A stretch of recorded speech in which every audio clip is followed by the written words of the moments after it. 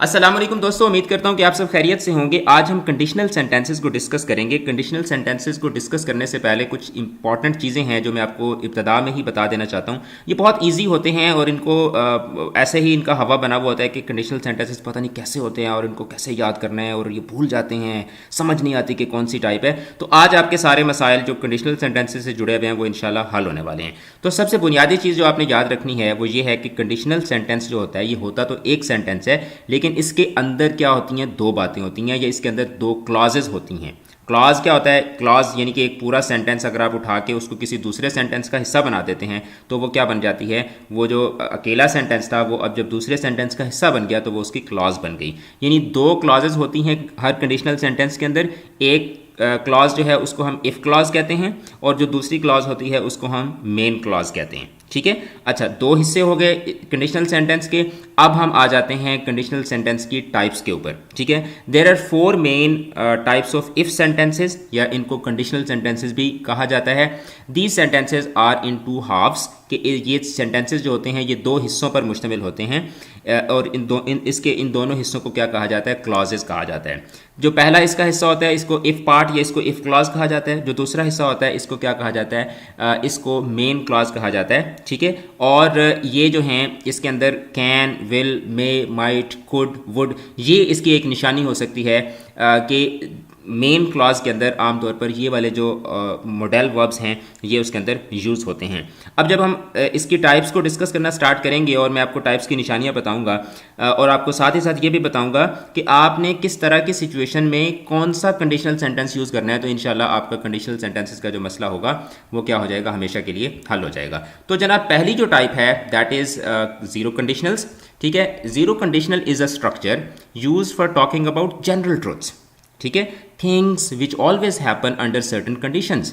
ठीक है, you have to note this that most zero conditional sentences will mean the same thing if when is used instead of if. यानी कि अगर आप कहते हैं कि जो इफ़ सेंटेंसेस हैं इसमें अगर आप इफ़ को when के साथ रिप्लेस करते हैं तो भी सेंटेंस के अंदर कोई फ़र्क नहीं पड़ता। The zero conditional is use to talk about things which are always true, जैसे साइंटिफिक फैक्ट्स हो गए, जनरल ट्रूथ्स हो गए, वगैरह वगैरह। अच्छा, अब इसका बनाने का तरीका क्या होता है कि जो इफ़ क्लॉज होती है इसमें इसका बड़ा आसान सा तरीका है। इफ़ के बाद आपने प्रेजेंट सिंपल सेंटेंस का एक ऐसा जुमला बताना है कि जो ट्रूथ पर मबनी हो। ठीक है, और उसके बाद जो मेन क्लॉज होगी उसमें आपने कि इफ़ के साथ जो आपने शर्त लगाई है उसका जो रिजल्ट होगा वो आपने प्रेजेंट सिंपल टेंस के अंदर बता देने हैं। यानी कि इसमें दो प्रेजेंट सिंपल टेंस के आपने फ़िक्रे लेने हैं, एक जो है उसकी इफ़ क्लॉज होगी और दूसरी उसकी मेन क्लॉज होगी।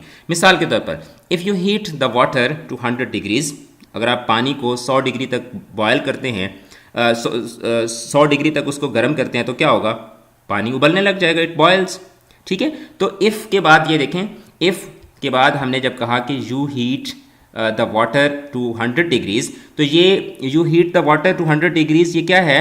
ये एक सिनेरियो है, ये एक शर्त है। ठीक है, अगर आप ऐसा करते हैं तो उसका जवाब क्या निकलेगा कि इट बॉयल्स, पानी जो है वो खौलने लग जाता है, पानी उबलने लग जाता है।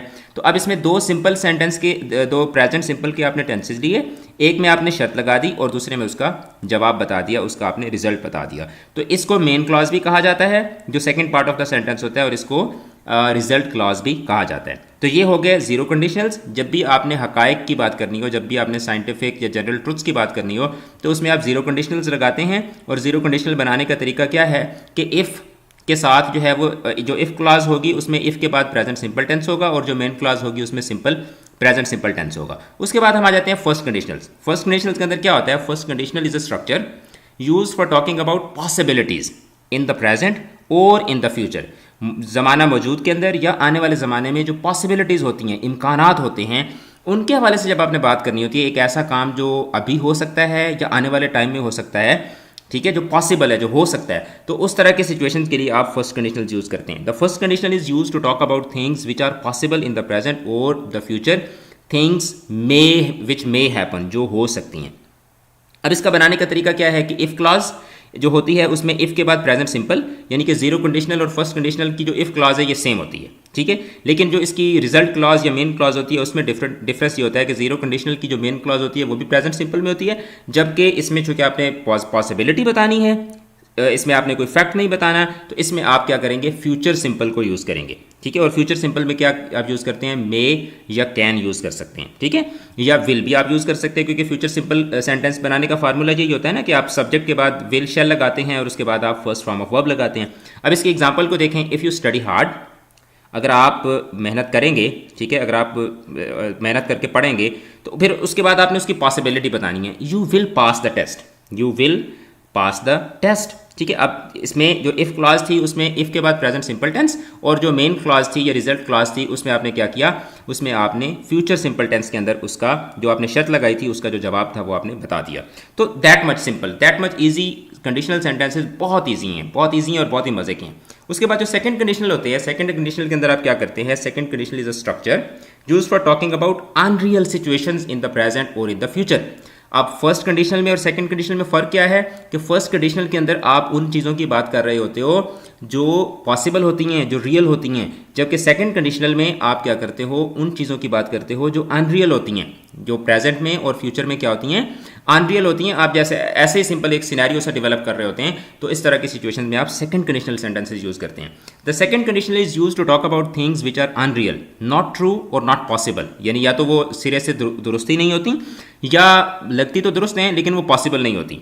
ठीक है, प्रेजेंट में या फ्यूचर में ऐसी चीज़ें जो पॉसिबल नहीं होती। ठीक है, थिंग्स विच डोंट और वॉन्ट हैपन, ऐसी चीज़ें जो या तो होती नहीं है या जो हो नहीं सकती। अब इसको बनाने का तरीका क्या होता है कि जो इफ़ क्लॉज होती है उसमें इफ़ और उसके बाद प्रेजेंट पास्ट इंडेफिनिट या पास्ट सिंपल टेंस आप यूज़ करते हैं, और मेन क्लॉज जो होती है उसको आप फ्यूचर में रखते हुए, लेकिन फ़र्क आप ये रखते हैं कि जो सेकंड कंडीशनल था जिसमें ऐसी चीज़ें जो प्रेजेंट में या फ्यूचर में पॉसिबल थी, वहाँ पे आप विल, कैन या मे लगाते थे, यहाँ पे आप वुड, कुड, माइट लगा देते हैं। विल की बजाय वुड लगाते हैं, कैन की बजाय कुड और मे की बजाय माइट लगाते हैं। सेंटेंस बनाएंगे तो हमें समझ आ जाएगी। इफ़ आई हैड $1 million, अगर मेरे पास $1 million होते, I would buy a big house, तो मैं एक बहुत बड़ा घर खरीद लेता, खरीदूंगा नहीं, खरीद लेता, यानी कि ऐसी सिचुएशन आपको बताई जा रही है कि जो मतलब पॉसिबल नहीं है।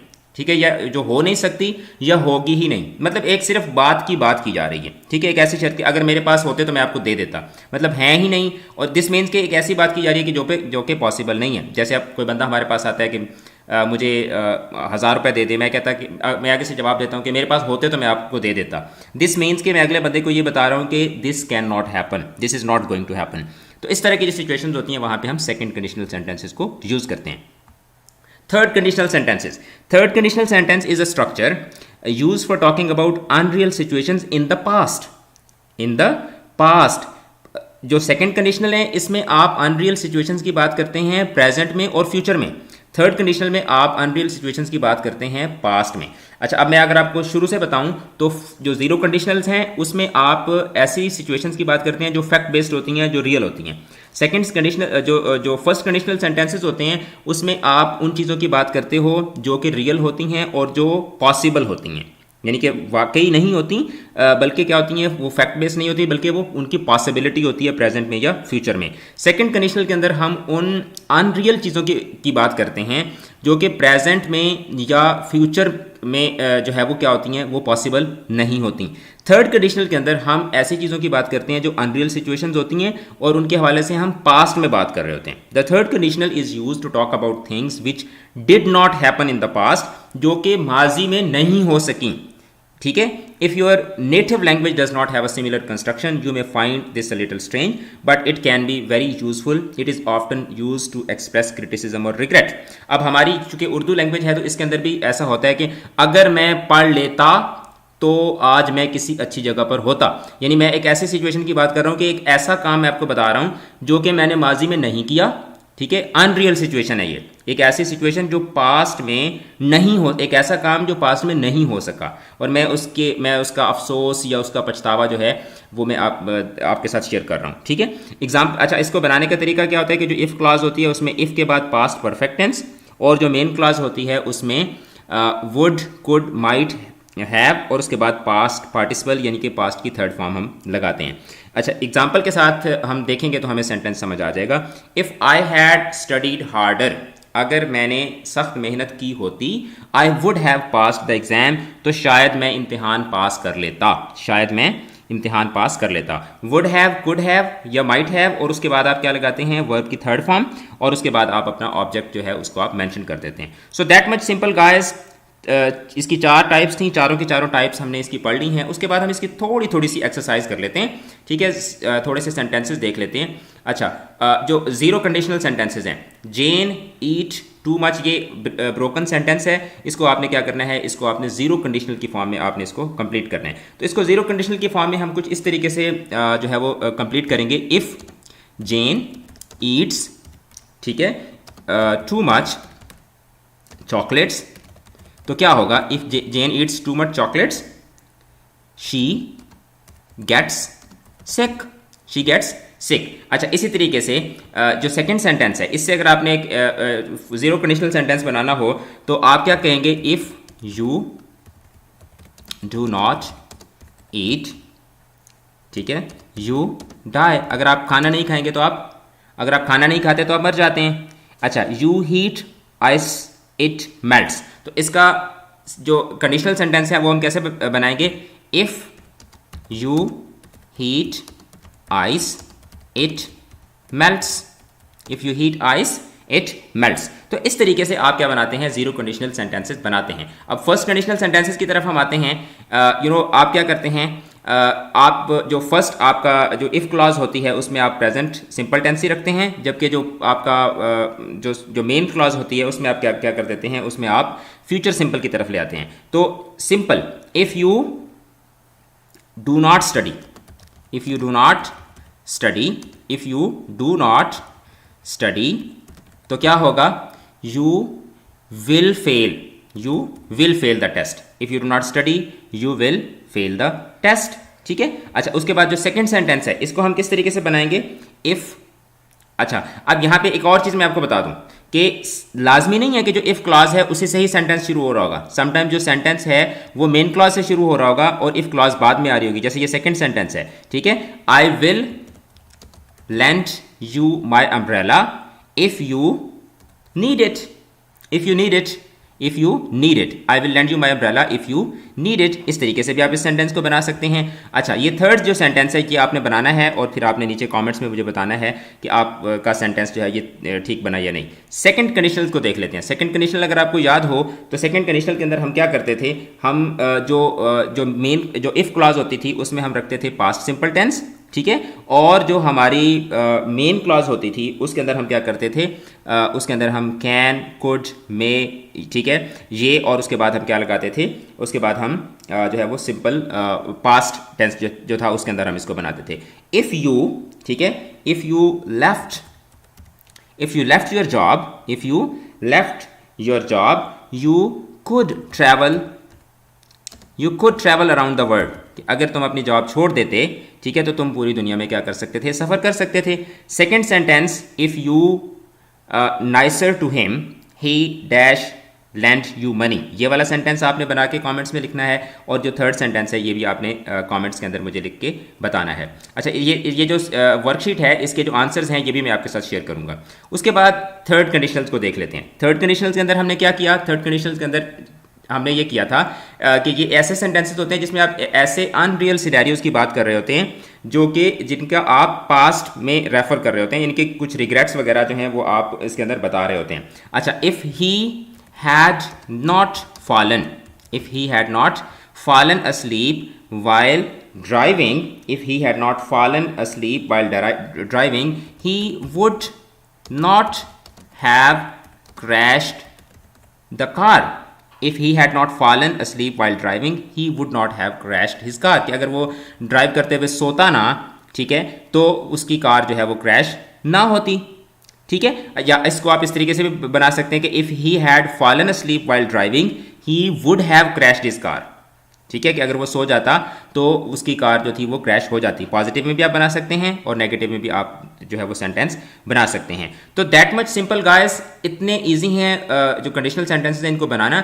अच्छा, ये जो वर्कशीट है ये मैं आपके साथ शेयर कर रहा हूँ, इसके जो आंसर्स हैं नीचे वो भी आपके साथ शेयर किए गए हैं, ठीक है। और आप इस वर्कशीट को डाउनलोड करके और इसके ऊपर आप अपना लेक्चर सुनने के बाद, ठीक है, ये तो मैंने इसमें 3-4 क्वेश्चन तो सॉल्व कर दिए, आप इसको खुद सॉल्व करके, और ये 21 मार्क्स की जो है वो वर्कशीट है, तो आपने फिर नीचे आंसर्स में इसको जाके आंसर्स इसके चेक कर लेने हैं और आपने देखना है कि आपके 21 में से कितने मार्क्स आए हैं। आई होप कि आपको ये वीडियो अच्छी लगी होगी। अगर आपको अच्छी लगी हो तो अपने स्टूडेंट्स के साथ, अपने दोस्तों के साथ लाजमी इसको शेयर कीजिएगा। इंग्लिश कीज़ चैनल को सब्सक्राइब कर लें। अपना बहुत ज़्यादा ख्याल रखिएगा। खुदा हाफिज़।